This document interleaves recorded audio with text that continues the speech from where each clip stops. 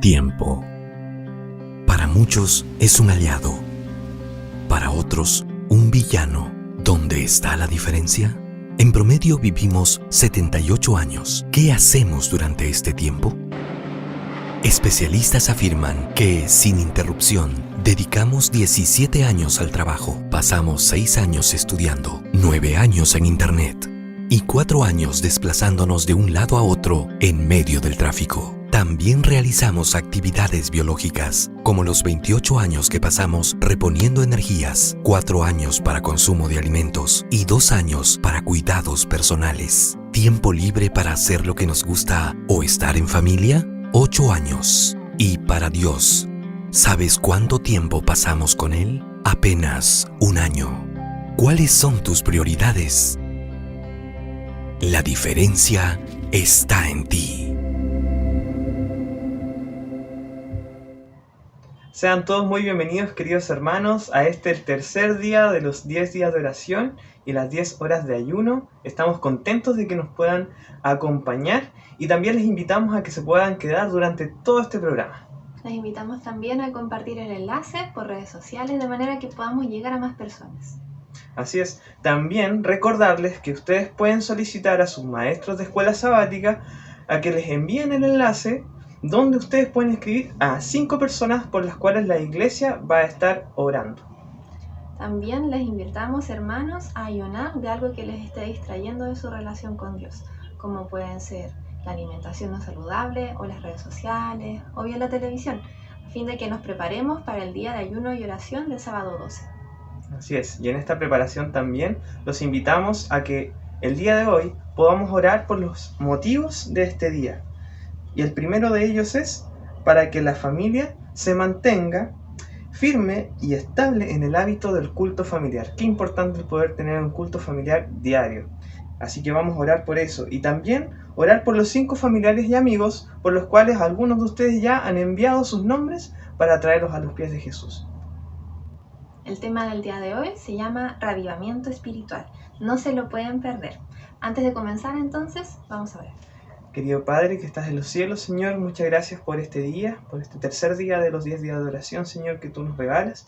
Te pedimos, Padre, que sea de gran bendición para nosotros y también te pido, Padre, por estos motivos que tenemos el día de hoy, para que el culto familiar diario, Señor, sea una realidad de nuestras vidas, de nuestra familia, Señor, y sean de gran bendición para nosotros. Y así también, Padre, te pedimos por aquellas personas que están en esta lista de oración, Señor, por aquellos 5 personas que nos han enviado, Señor, que tú puedas obrar en sus vidas, Señor, en vida de que puedan estar en necesidad, Señor, o aquellos que puedan estar muy separados de ti. Te pido, Padre, que tú puedas obrar en sus vidas, Señor, y los mantengas firmes. Acompáñanos en el resto de este programa, lo pedimos por Jesús. Amén. Amén.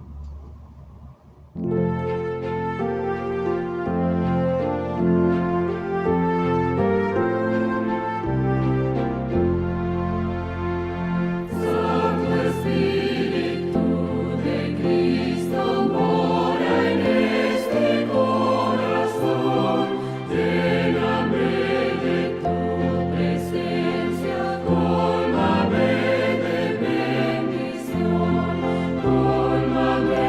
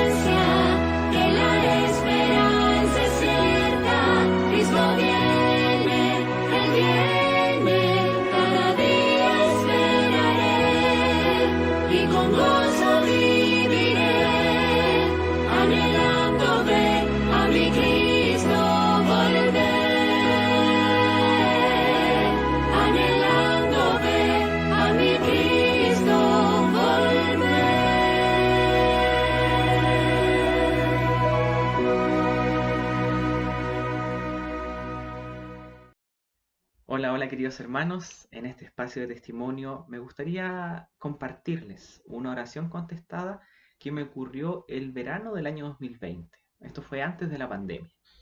Ese verano yo colporté en la ciudad de Chillán y hubo un día en la que yo no fui directo al terreno porque tenía que hacer otras actividades.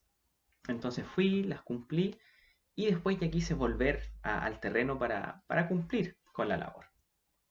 Y en eso que camino, como no soy de Chillán ni lo conozco a cabalidad, caminé por un lado, por el otro y me perdí, me desorienté, no sabía dónde estaba y en eso ya empieza a caer agua, a llover y yo andaba con los libros en la mochila y, e hice un alto, ya estaba perdido. Y le dije, Señor, soy tu siervo. Vine, Señor, a colportar para hacer tu obra, para llevar tu mensaje, Señor, a las personas. Sustenta a tu siervo. Ayúdame, Señor, a encontrar el camino, porque esta obra es tuya. Y en eso, camino, doy vuelta a la esquina y de frente viene caminando una joven adventista que había conocido en otros eventos de la iglesia. Y la veo y le digo, eres la respuesta a mi oración. Hermanos, no tengamos miedo de pedirle al Señor que cumpla sus promesas en las labores que nosotros estemos cumpliendo, que estamos siguiendo su voluntad. Esto es en trabajar, por ejemplo, en la familia, en la salud, en los estudios. Si nosotros estamos haciendo la labor que nos corresponde y que el Señor nos encomendó y estamos poniendo de nuestra fuerza también, reclamémosle las promesas al Señor y Él va a cumplir. Que el Señor los bendiga. Buenas tardes, mis queridos hermanos. En esta tercera noche de los 10 días de oración y de ayuno, les saludo y a la vez darle un gran abrazo a cada uno de ustedes. El motivo para este día de oración es que podamos orar como familia para que podamos ser firmes para poder tener más comunión con nuestro Dios durante nuestros cultos diarios. Y para poder orar, vamos a inclinar el rostro. Padre nuestro que estás en los cielos, santificado sea tu nombre. Señor, te pido que nos cuides, Señor. Gracias por este día. Y también te pido, Señor, que usted nos ayude, Señor, a poder fomentar nuestro estudio diario, Señor, de la lección, de su palabra, como familia, Señor. Te pido también por nuestros amigos de oración, Señor. Usted los conoce, Señor. Le pido que pueda estar junto a ellos, Señor, para que puedan tomar una decisión, Señor, para que pueda estar en sus caminos, Señor. Esto se lo pido en el nombre de Jesús. Amén.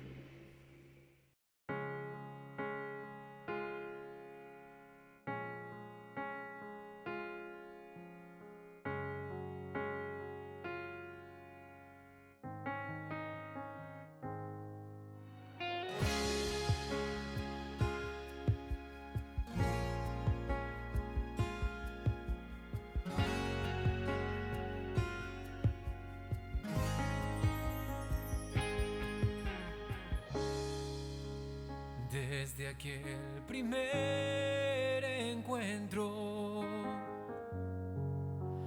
en mi habitación, de rodillas te busqué, pues ya no podía soportar el dolor. En silencio me abrazaste y sentí tu amor por mí. No tuve que buscar por otro camino, pues tú me estabas esperando. Siempre has estado aquí, sufriendo a mi lado por mis pecados. Y hoy he venido a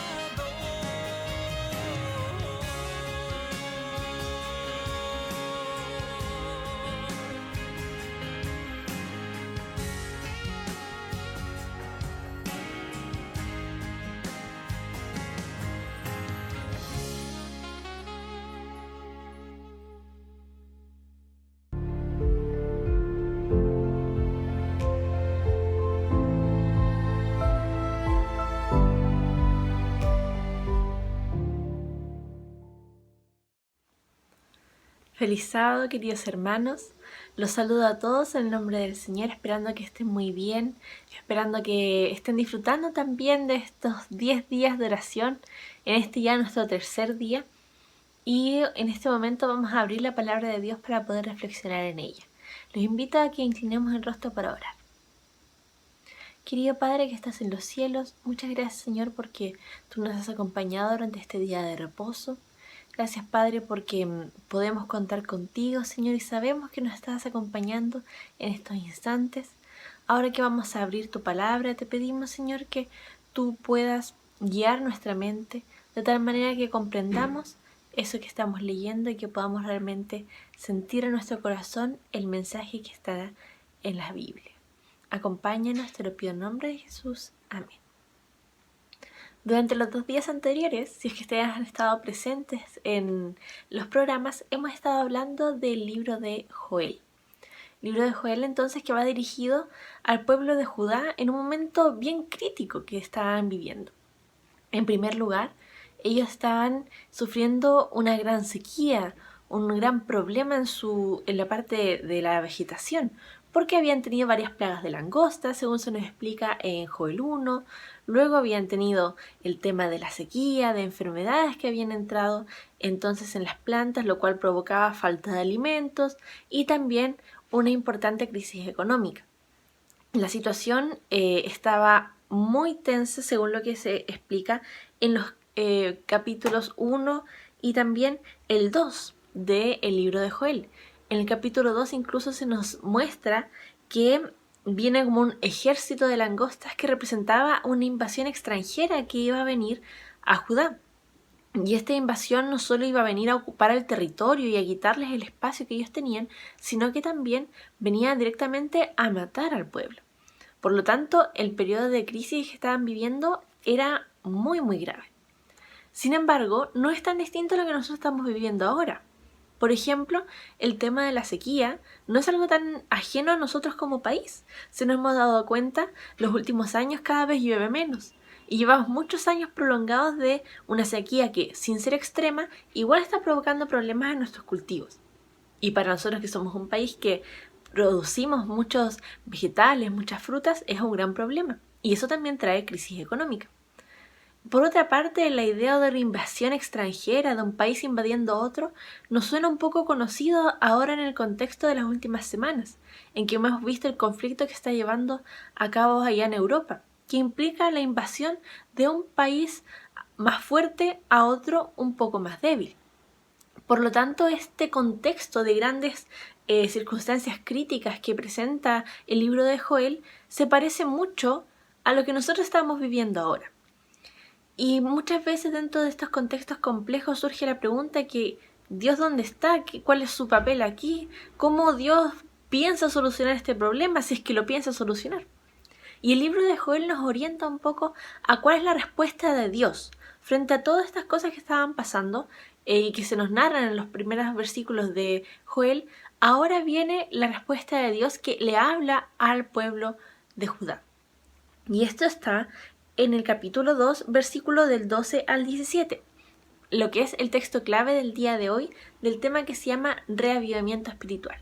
Y vamos a ir leyendo entonces las distintas partes de estos versículos para que podamos comprender un poquito cuál es la respuesta de Dios. Dice el versículo 12 y 13. Ahora bien, afirma el Señor, vuélvanse a mí de todo corazón con ayuno, llantos y lamentos. Rásguense el corazón y no las vestiduras. Vuélvanse al Señor su Dios porque Él es bondadoso y compasivo, lento para la ira y lleno de amor, cambia de parecer y no castiga. Estos versículos, si pudiéramos resumirlo en una sola palabra, hablaban de un reavivamiento espiritual. Y esta es la solución de Dios a los problemas que nosotros tenemos, que seamos reavivados espiritualmente. ¿Pero en qué consiste? ¿Cuáles son las claves de este reavivamiento? Lo podemos ver entonces en estos versículos que leímos. Primero, lo que dice entonces Dios es vuélvanse a mí, volverse a Dios, que es lo que nosotros le llamamos la conversión. La conversión es un cambio totalmente de dirección.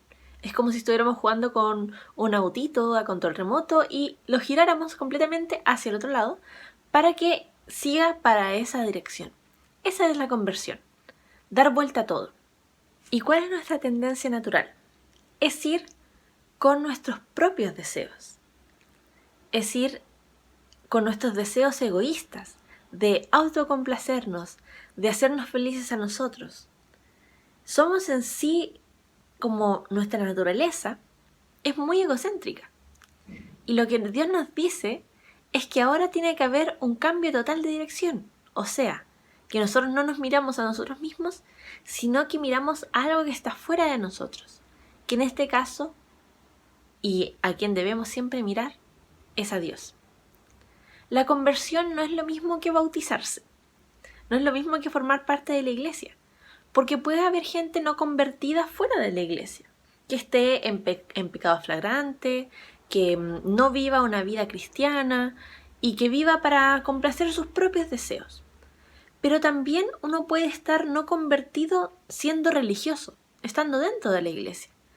Cuando, por ejemplo, nos dedicamos más a mirar nuestras propias acciones, a compararlas con la del resto, decir, oh, mira el hermano, no hace esta cosa y yo sí la hago, yo soy mejor cristiano que él. En realidad, muchas veces nosotros podemos ser religiosos, podemos ser adventistas, pero no tan cristianos, porque no hemos sido convertidos en realidad. Nuestro corazón no ha sido convertido. Cuando nuestro corazón se convierte, cambian totalmente nuestras prioridades y está Dios siempre por delante. Otra característica de esta conversión es que es intensa. Dice, vuélvanse a mí de todo corazón. No es entonces una conversión superficial.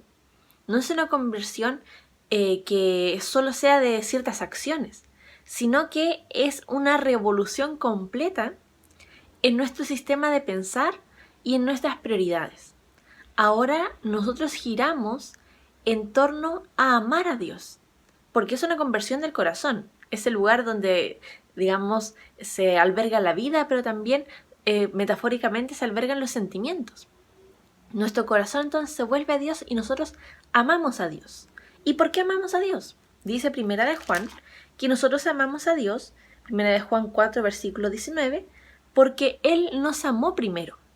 Por lo tanto, el amor que nosotros sentimos por Dios es solo una respuesta a todo lo que Él nos ha amado. Es algo recíproco. Y esto es lo que tenemos que tener nosotros en cuenta y es una característica importante de la conversión.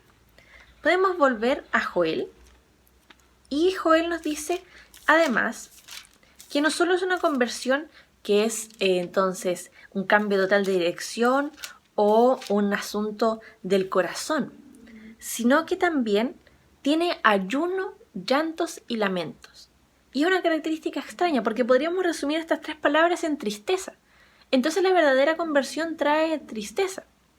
Yo no como que esperaría que la vida cristiana fuera feliz, pero en realidad esta no es la tristeza que nosotros como seres humanos conocemos. Esto lo dice Pablo en el libro de 2 de Corintios.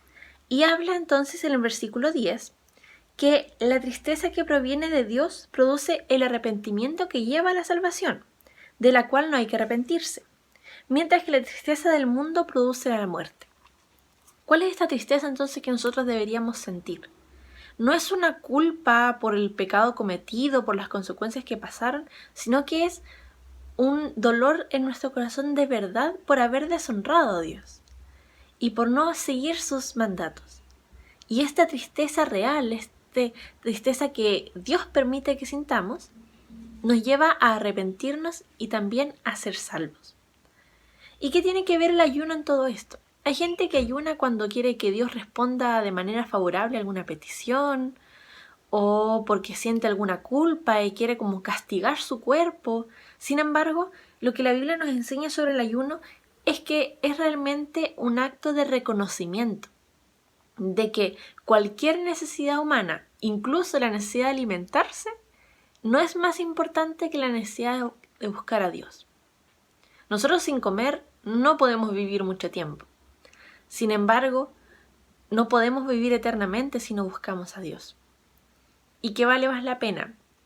¿Continuar nuestra vida terrenal manteniendo el alimento, o buscar a Dios de tal manera que podamos vivir con Él eternamente.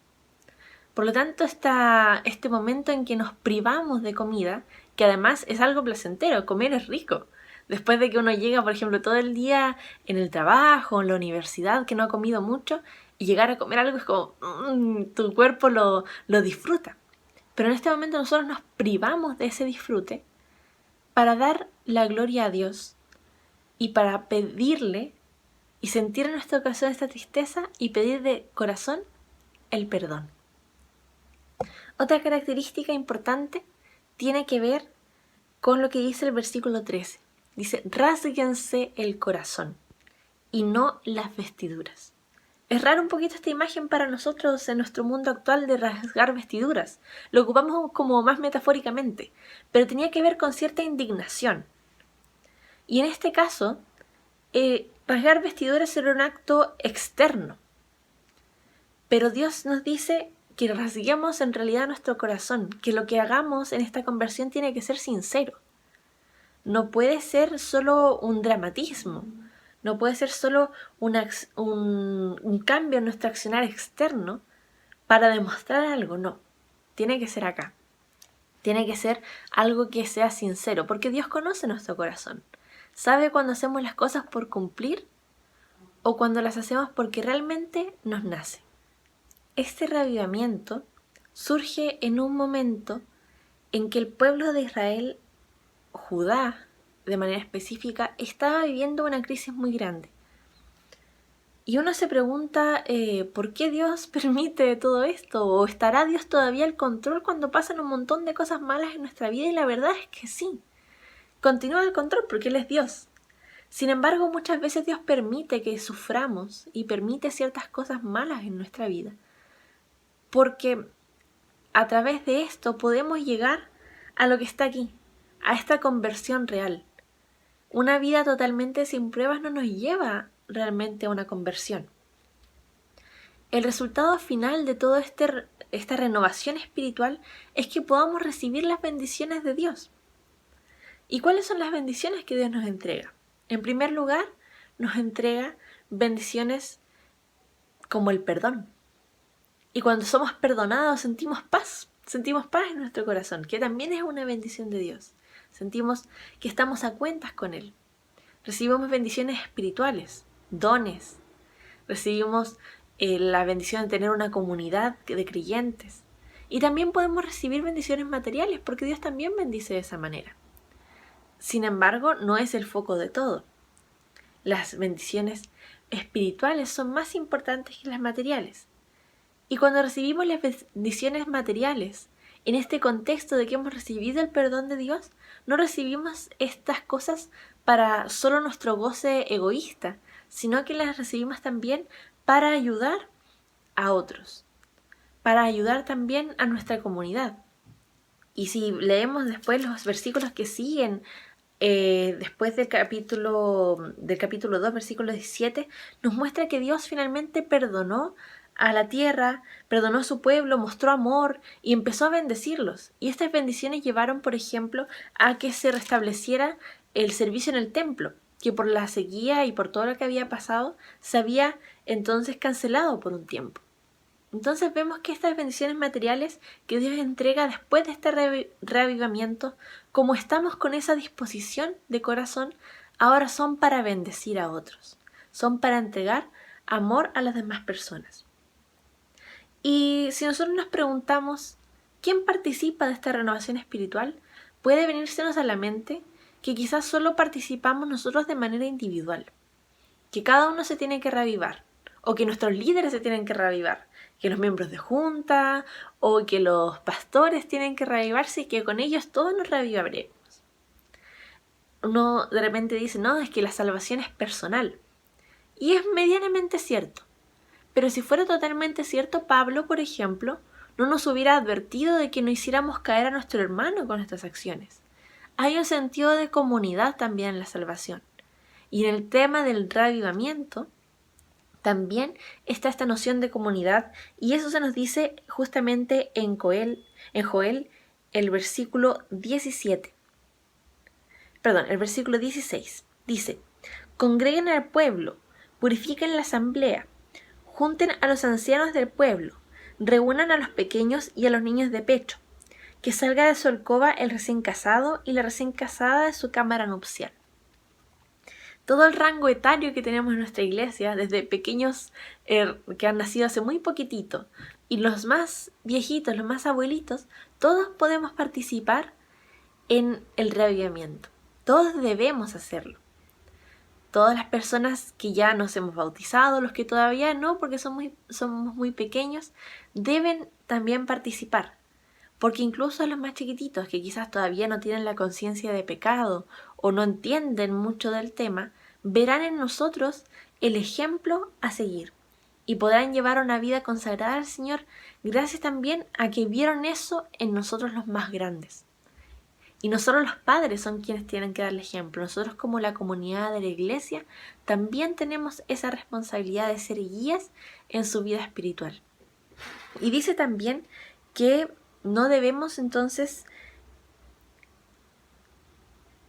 y dice también que salga de su alcoba el recién casado y la recién casada su cámara nupcial. Estas palabras hacen referencia a la noche de bodas, la noche en que se consuma entonces el matrimonio, en la cual se espera que no haya ningún tipo de interrupción. Y quienes han estado entonces enamorados saben que cuando uno quiere mucho a una persona, busca el tiempo para poder estar con ella, mueve compromisos, hace todo lo posible para poder pasar tiempo con esa persona, porque lo quiere ver. Sin embargo, lo que Joel nos quiere decir a través de esta metáfora es que uno tiene que priorizar el amor a Dios frente a cualquier otro tipo de afecto que pueda tener, incluso el afecto hacia una pareja. Incluso en esos momentos que quizás nosotros queremos darle prioridad a esta pareja, la prioridad siempre está en buscar a Dios.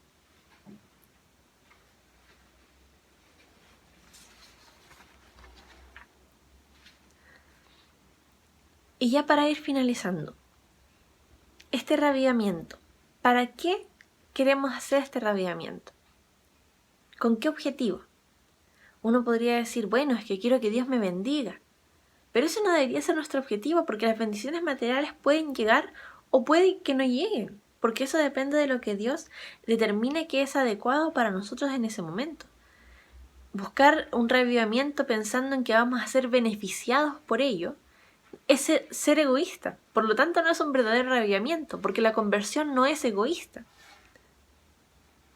En este caso, lo que deberíamos buscar a través de lo que es el reavivamiento es honrar a Dios. Lo que dice el versículo 17 de Joel 2.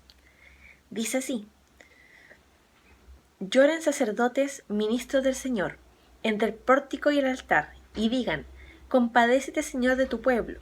No entregues tu propiedad al oprobio, para que las naciones no se burlen de ella.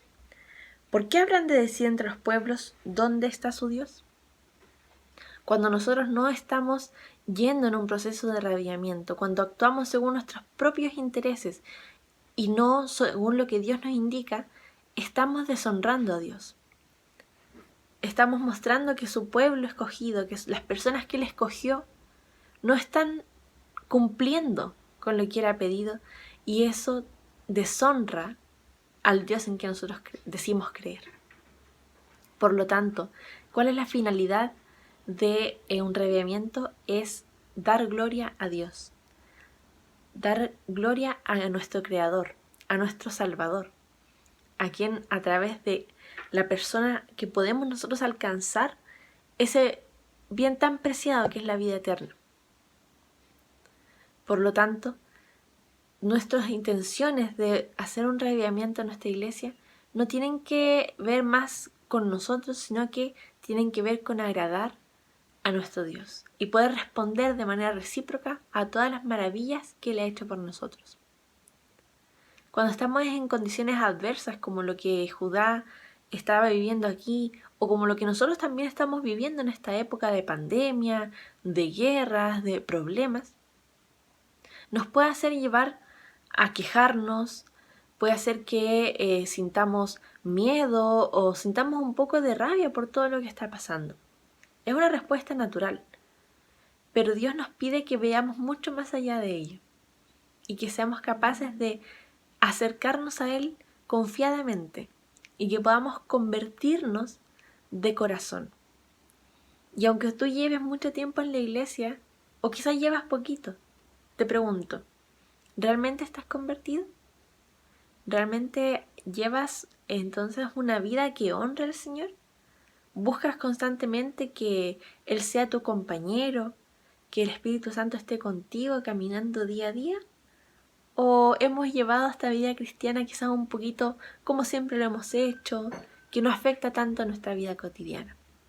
Espero de corazón que podamos todos alcanzar una conversión real, una conversión de corazón que sea intensa, que sea sincera, que tenga esta tristeza quizás que nos hace sentir el arrepentimiento verdadero y que podamos como comunidad de la Iglesia Central de Concepción estar cada día más cerca de Dios y más cerca del cielo. Que Dios les bendiga.